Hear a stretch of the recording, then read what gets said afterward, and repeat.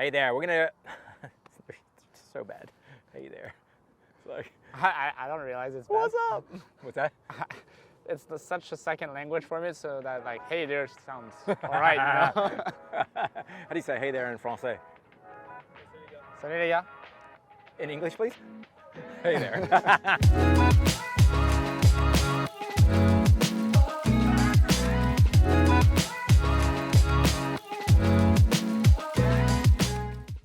Okay, I've got Stan Gautier, Director of Altus Europe, here with me.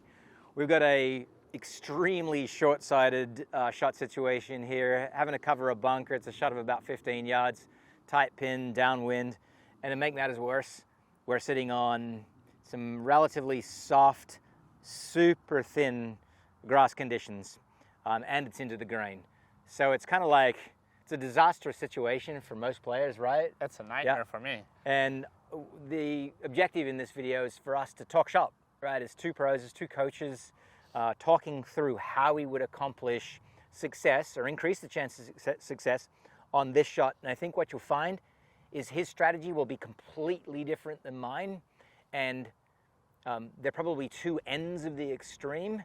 And oftentimes the difficulty of shot requires you to explore the fringe cases, those edge cases, and understand what is it about your extreme technique or my extreme technique that gives rise to that success. So here we go. So how I would look to accomplish this, first, yes, I could play out to the right, so that's kind of a strategic choice that I might make. But let's say I've got to get it up and down, right? It's the final hole, I've got to get it up and down.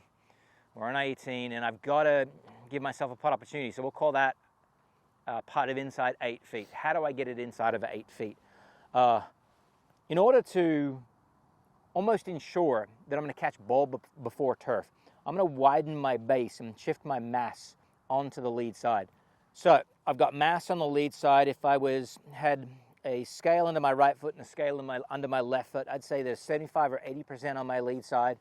And during the stroke, I'm going to increase that to 90 to 95% of pressure on my lead side, even though it's an upslope. What that gives me is it gives me a sense that I'm going to shift my arc further to the left, at least the potential for where I'm going to land the club further to the left, to ensure that I'm going to strike the golf ball first. In addition to that, it's got to stop fairly quick. Gosh, when I put that club down behind the ball, it is grainy, there's just no space. C'est la vie. There's my French for you today. Yeah. So there's no space underneath the ball, but I need to get it up. So I'm going to have some dynamic loft, but I'm also putting the handle further to the left and laying the heel on the ground. Then I'm going to cut out to in relatively wide with just a little bit of wrist hinge. Here we go. Let's give it a shot. There's the wrist hinge. Nice. There's the big divot.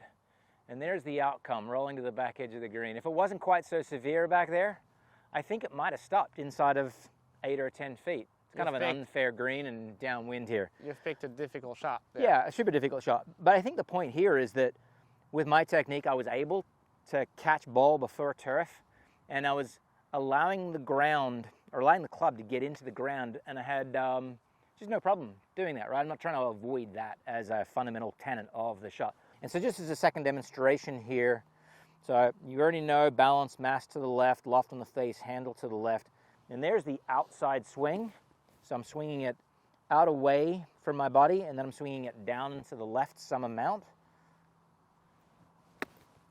Again, what is that helping me do? It's helping me land the club at the very back edge of the ball with a high dynamic loft, giving me the confidence I'm going to strike ball before turf. Now, that's the way I would go about it. But in this shot talk, now it's Stan's turn to teach us through how he might accomplish success in this shot.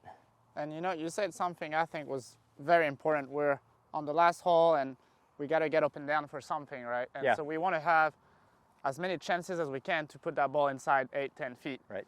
And the way you hit it, if I had to play your way, I'm like, I might trunk it in the bunker. And so I'm approaching it in a very different way. It's like, how can I execute well or not that well and still have a chance to get my ball within 10 feet? Right. And so how can I increase the probability of some level of success getting on the green whilst also simultaneously dropping down the probability of the disastrous outcome? Yeah. Fair, yeah. And so for me, we know in this situation, if the club in your way doesn't land close enough to the ball, yep, you'll end up in the bunker. True. And the way I approach it is I want to make sure my club is going to be used the way it's helping me.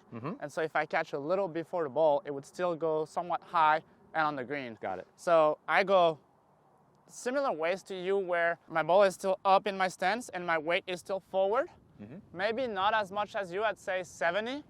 And I'll increase it a little bit, but not nearly as much as you definitely while I'm swinging. Yep. I will still have the face wide open, that's for sure. So I have plenty of dynamic loft, and I'm also exposing enough of the bounce. But I'm gonna have the handle high, and because it's so tight, I'm actually gonna put the club quite a bit on the toe. That will give me a feel, and it will help me slide the club under the ball, even though there's not much space there. Wonderful. And then the second thing I'm gonna do is I'm not gonna hinge my club at all. Got it. I'm gonna definitely use no wrist. It'll be just a feel of like turning and turning, and not really using my wrist. So this way. It might be a bigger swing than you, and slower as well. Got it. Bigger and slower swing. Let's see how I can do. Lovely. There you go. Outstanding. And you see, I definitely hit. It's just like yours. It's going to roll off. Yeah. This chip is too difficult, Cameron. Well, that's what the that's what the people watching at home don't know. They don't know standing on that green. It's a 5% grade from 2 feet beyond the pin, and then behind there. But you see, I can definitely feel like the ball was here. My club definitely hit the ground a little before, and it still went plenty high. Right. It still definitely had some check on it, right? Yeah. To where my club was doing this going into the ground. Yeah. Yours seems to be doing this on the ground. Yeah. It's like it's just skidding along the ground. And I feel like my club head is like staying very low, and it's actually catching a lot of ground. Yeah. But it's not going into the ground. Right. Come on back around, and let's take a look at this from down target line. And when you come down target line, here's a point that I want to make as well. The fascinating thing for me about this technique, go ahead and stand to it, is that you're not working on an angled plane. You're actually bending the hand path around you, almost like you're swinging in a cylinder. That's exactly in a barrel. The feel I have. Yeah. And then as you do that, that barrel has a wall that's not perpendicular to the ground, not straight up and down. That barrel is actually tilted very flat to the ground, even though you've got this shaft dead up and down. It's almost like you're just taking the shaft and you're going this way. Yeah, right? And the shaft is that way. It's just so I can really use the toe. Yeah. And depending on the type of sandwich you have, but like the bounce here is a little different, right? It's how do you say that? Has some relief on it, yeah. Some relief? Yep. Depending on the sandwich you have and the type of grind you have, you can have some relief here, and it's almost like if I'm using that relief. Let's see it.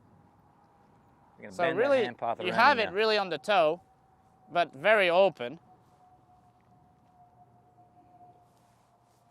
Oh, brilliant, brilliant. No, and I feel I gotta have one try to execute this brand new technique that he's just taught you and me together. Let's check this out. Where's my low wedge? It's a way you can do it. You can learn this way very quickly too. Did you? You put my ball in a divot? No, I did not. I mean, come on. Come on. I'm giving you like a really good lie. All right, perfect. Good lie. I like good lie. You're a good player. All right. So let's see how I followed. We've got relatively close together, stood up, lofted. Yeah. Did you have the handle trailing or leading your dress? Very neutral, to be honest. Yes. Yeah. So very neutral. Yep.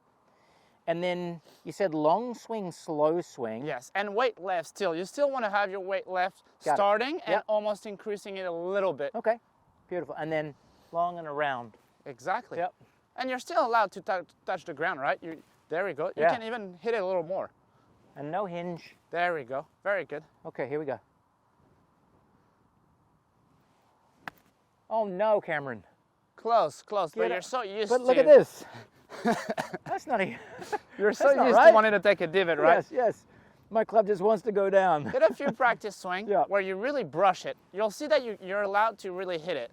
And feel like it's almost the back of the club that's hitting the grass. Okay, back of the club hitting the grass. Here we go. Let's go again. That was closer. That was good. I felt like I was really releasing and standing the club up post-impact. But you had too much shaft lean out to start with. So your handle needs to be more neutral. Yeah. Okay.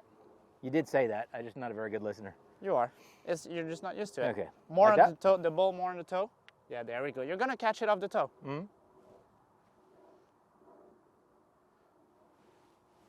Oh, Beautiful. My. That was it. That was really good. It's like it's a little missing bit more 3 energy, feet, right? but you see, you still hit the There's ground. the difference. But it's just brushing, right? Yeah, yeah.